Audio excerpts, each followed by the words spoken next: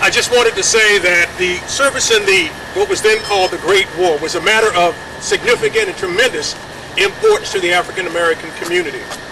I've been thinking about it all weekend as I've been going through records and attempting to assign some actual people to the wonderful work that Lee has done. And I finally can. Number 472, which is on the north side of 16th Street between Buchanan and Allison, I believe is assigned to Major James Edward Walker. Major Walker lived in LaDroit Park. His veins were pumped DC blood, if you will.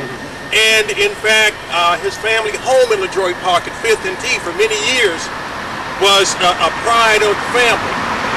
It's also important to understand that there is an educational campus just off New Jersey Avenue, the Walker Jones Educational Campus, in memory of this man who started out as a school teacher, who in 1896 became a lieutenant in what was perhaps for its time the most renowned African-American military unit in the District of Columbia, the 1st Separate Battalion.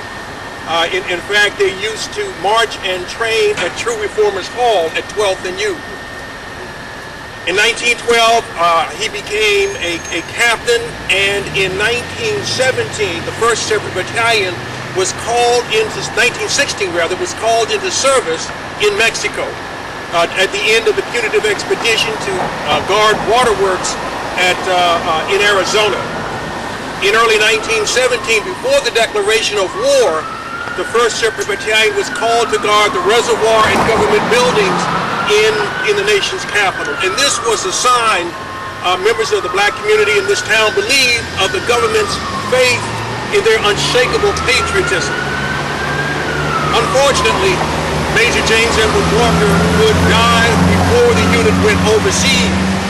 But I see that his service has not been forgotten, not only in the school that bears his name, but also that I believe he is now number, again, 472 on the north side going this way between Buchanan and Allison.